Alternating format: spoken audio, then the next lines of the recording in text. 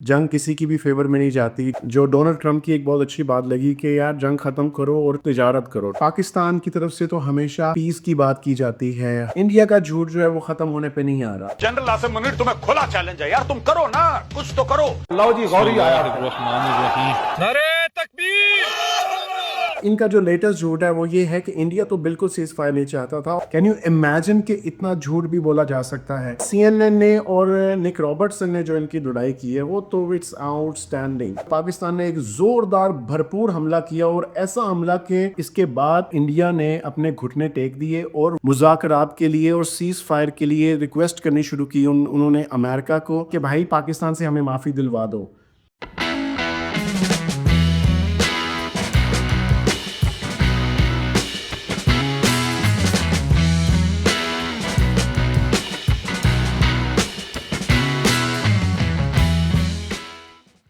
Hi viewers, welcome back to the channel. जो कुछ हुआ जंग के मुतालिक इंडिया और पाकिस्तान की जो डीएस्केलेट हुई सिचुएशन, डोनाल्ड ट्रंप ने और बाकी दुनिया के जो लीडर्स हैं उन्होंने अपना रोल प्ले किया।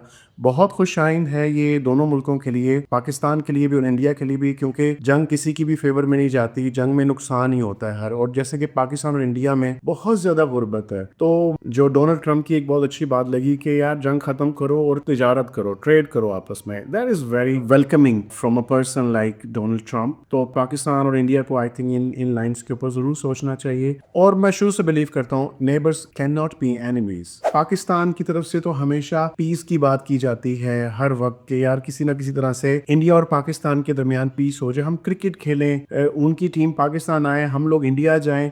पाकिस्तान की हमेशा से ही आपको एक प्रोग्राम याद होगा, अमन की आशा और पता नहीं इस तरह के काफी सारे प्रोग्राम्स जो हैं वो पाकिस्तान उसका हिस्सा रहा है। और पाकिस्तान ने इस तरह के काफी सारे प्रोग्राम्स माजी में भी इनिशिएट किए हैं। लेकिन इस सब के बावजूद, इस सब के अब तो सीज फायर हो गया है, इंडिया का झूठ जो है वो खत्म होने पे नहीं आ रहा। मतलब इंडिया का मीडिया अगर आप देखें आज भी पीपल लाइक अर्नब गोस्वामी जो हैं, और जो हमारा ये इनका एक मेजर है, वो पता नहीं कहाँ का मेजर है, मेजर गौरव आर्या, मतलब झूठ की दुकानें हैं ये। मैं हैरान होता हूँ इनकी बातें सुन के। हंसी तो अब आती है, लेकिन हैरानी भी होती है कि यार इतना बड़ा मुल्क है, इन जैसे लोगों को सुन रहे। जनरल आसिम मुनीर तुम्हें खुला चैलेंज है यार, तुम करो ना, कुछ तो करो। मैं आज भगवान से प्रार्थना करता हूँ कि आसिम मुनीर हमारे मिलिट्री टारगेट्स पर लो जी गौरी आया।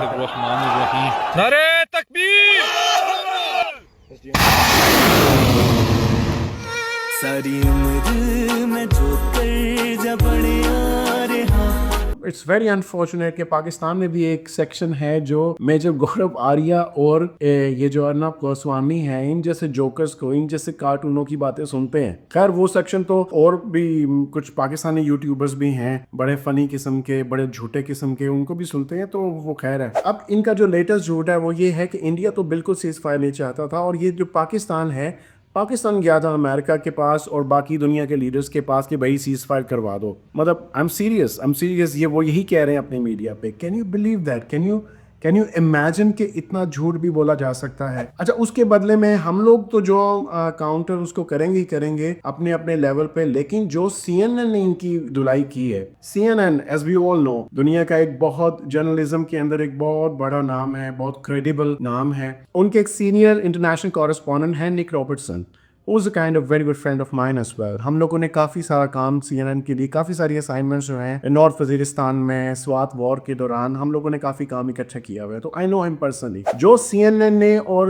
निक रॉबर्टसन ने जो इनकी लड़ाई की है वो तो इट्स आउटस्टैंडिंग। वो तो भिगो कर, CNN ने तो भिगो कर इनको मारा है। निक रॉबर्टसन के मुताबिक जब इंडिया ने पाकिस्तानी कुछ एयरबेस के ऊपर हमला किया तो उसके बाद पाकिस्तान की तरफ से एक ना रुकने वाला मिसाइलों का हमला किया गया इंडिया के ऊपर।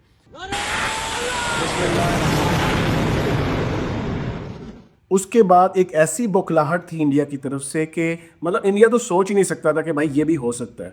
पाकिस्तान तो पहले से ही तैयार था अपना बदला लेने के लिए, तो बस उनकी तरफ से मिस कैलकुलेशन हो गई और पाकिस्तान ने एक जोरदार भरपूर हमला किया, और ऐसा हमला कि इंडिया समेत पूरी दुनिया की नींदें उड़ा के रख दी कि भाई ये हो क्या गया है। उनका जो वो सिस्टम था, रडार सिस्टम, वो भी तबाह कर दिया और इंडिया को तकरीबन अंधा कर दिया, अंधेरों में डूब गया इंडिया। निक रॉबर्टसन कहते हैं कि इसके बाद मोदी सरकार जो है, इंडिया ने अपने घुटने टेक दिए और वो मुज़ाकरात के लिए और सीज फायर के लिए रिक्वेस्ट करनी शुरू की उन्होंने अमेरिका को, और बाकी दुनिया को भी। टर्की को उन्होंने रिक्वेस्ट की, सऊदी अरब को रिक्वेस्ट की और अमेरिका को रिक्वेस्ट की। एक अच्छी चीज हुई कि सबने मिल बैठ के इस सीज फायर के अंदर अपना रोल प्ले किया, लेकिन पाकिस्तान बिल्कुल नहीं गया था इसके लिए। निक रॉबर्टसन ये भी कहते हैं कि उस मीटिंग जहां पर ये नेगोशिएशंस हो रही थी, जहां पर ये सीज फायर की प्लानिंग, सीज फायर की कोशिश की जा रही थी, वहां के एक उस कमरे के अंदर बैठे हुए एक बंदे के साथ भी उनकी बात हुई है और वो भी ये कहते हैं कि पाकिस्तान ने बिल्कुल रिक्वेस्ट नहीं की थी सीज फायर के लिए, पाकिस्तान वाज रेडी। इंडिया को और अमेरिका को भी, बाकी पूरी दुनिया को पता था कि पाकिस्तान बिल्कुल नहीं रुकेगा और पाकिस्तान पता नहीं क्या कर देगा इसके बाद। और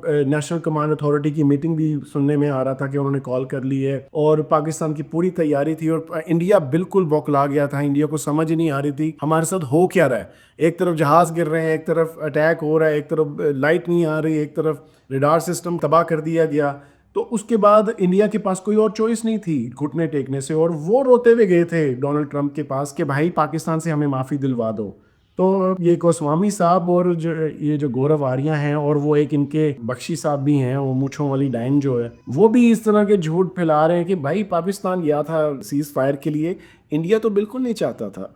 तो उसकी सारी हकीकत जो है ना वो CNN ने निकाल के इनके सामने रख दी है और इनके मुंह के ऊपर इनको भिगो के मारी है और अभी तक वो मतलब नहीं रुक रहे, वो पूरा सच बता रहे हैं दुनिया को। तो आई होप कि अब दुनिया इनके ऊपर और ज़्यादा हंसेगी।